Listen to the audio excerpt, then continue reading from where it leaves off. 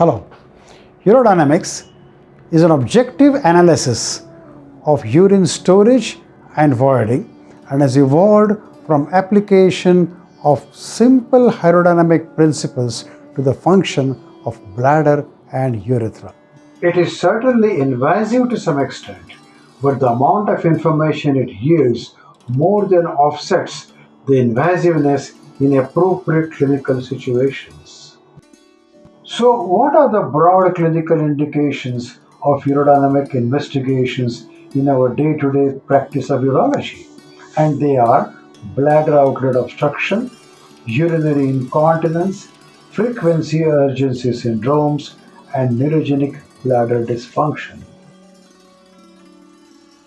In our laboratory, all patients are recruited by prior appointment. A thorough clinical interrogation is performed to make a working diagnosis. Patients presenting symptoms are thoroughly understood and documented systematically. On arrival, every patient and the accompanying person are given a brief introduction of the test and their bladder diaries are reviewed. We find three important benefits of this exercise. The referring physician is benefited by this analysis. It offers basis for correlation of urodynamic results, and finally, it also improves the skills of a clinician of history taking and its interpretation. At the end of clinical interrogation, we establish a working diagnosis and generate urodynamic questions. For instance, is the bladder outlet obstructed? What is the precise mechanism of urinary incontinence? Is this bladder safe for upper urinary tracts, or is this suitable for a renal transplant? What is the possible outcome of surgery? For example, to know about the bladder outlet obstruction, uroflowmetry and synchronous pressure flow are the most important investigations.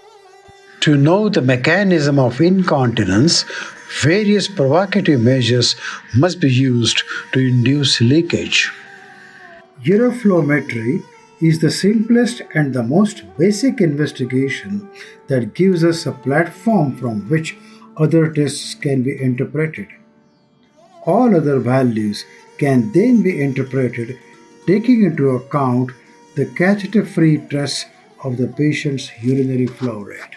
This is generally followed by an ultrasound measurement of residual volume by an instrument called bladder scan.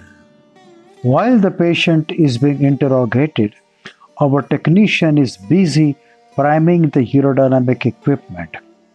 This involves mounting the sterile transducers, priming the urodynamic catheters with saline, and checking the calibration. That's the flow transducer which measures the urinary flow. This is the infusion pump which pushes saline into the bladder at a set speed. These are electronic pressure transducers which measure accurately the intravesical and rectal pressures. The analog signals thus obtained are converted into digital signals and fed to a computer and projected into the desired form.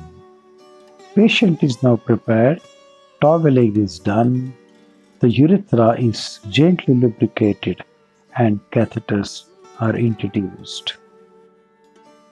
One can either use two separate catheters for pressure measurement and infusion, where a small catheter is piggybacked into the large one and introduced into the bladder. Once in the bladder, the small catheter disengaged and pushed in separately. Alternatively, one can use a double lumen catheter which will serve for infusion as well as measurement of detrusor pressure. Here, a 6 French double lumen catheter is being introduced into the urethra. All the air bubbles are removed and then catheters are connected to the pressure transducers. While introducing the rectal catheter, an opportunity is taken to quickly check the patient's sacral reflex arc. Zeroing of the measuring equipment to the atmospheric pressure is one of the most important aspects of urodynamic investigation. In principle, transducers must be brought to the horizontal level of the upper margin of the pubis and zeroed to the atmosphere, irrespective of the position of the patient. After this step, zeroing can be done in many different ways. After inserting the lines in the bladder and rectum, connect the lines to the transducers via a three-way stopcock. Now turn the tap such that the transducers are open to atmosphere. Now press the zero button and then turn the three-way tap such that the transducers are connected to the pressure lines. Whichever way we perform the zeroing, a vital step is to ask the patient to cough and ensure that both intravesical and rectal traces show the equal positive deflection and that there is no or only very slight deflection on the detrusor trace. If this does not happen, the whole process may have to be reviewed. Bladder stores urine at a very low pressure by virtue of its property called accommodation. This is vitally important to allow antegrade flow of urine from the kidneys. As the bladder fills, there is a progressive recruitment of the pelvic floor muscle fibers which reflect into gradually rising bioelectrical potential on the EMG measurement. This is the guarding reflex. Voiding is not one event but a series of events beginning from the frontal lobes to the vesico-urethral complex. While there is a sustained detrusor contraction, there is a coordinated and complete relaxation of the sphincter, translated as total silence on the EMG. As the voiding is complete, the detrusor relaxes and continues to accommodate urine at a low pressure.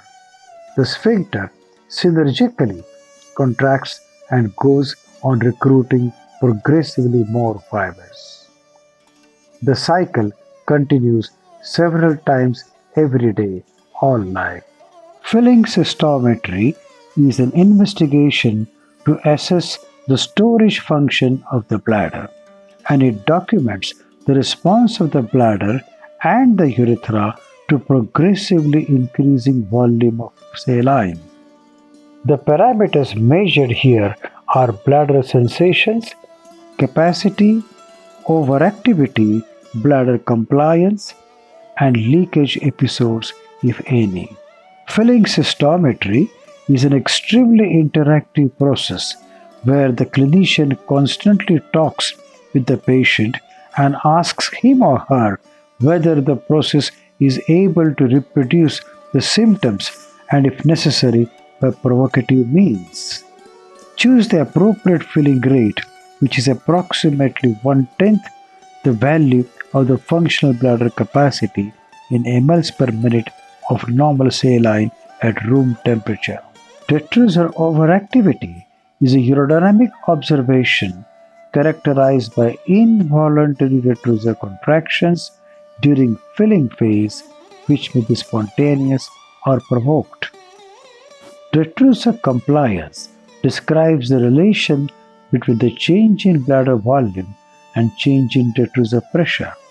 Stress urinary incontinence may be provoked by coughing or by Valsalva, and it is defined as lowest abdominal pressure at which leakage of urine occurs due to increased abdominal pressure in the absence of detrusor contraction.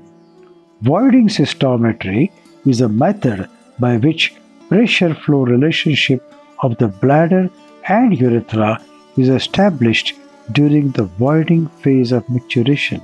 Voiding sequence is tested in a position that the patient is normally used to, and various points of detrusor pressure and synchronous flow are documented.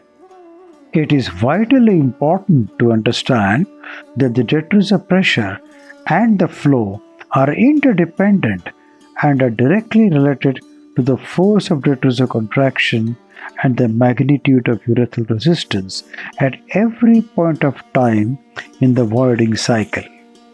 Let us therefore understand this interplay of forces. The force of detrusor contraction that we do not measure, the urethral resistance that we do not measure, but what we measure is the detrusor pressure, which is a result of first two forces.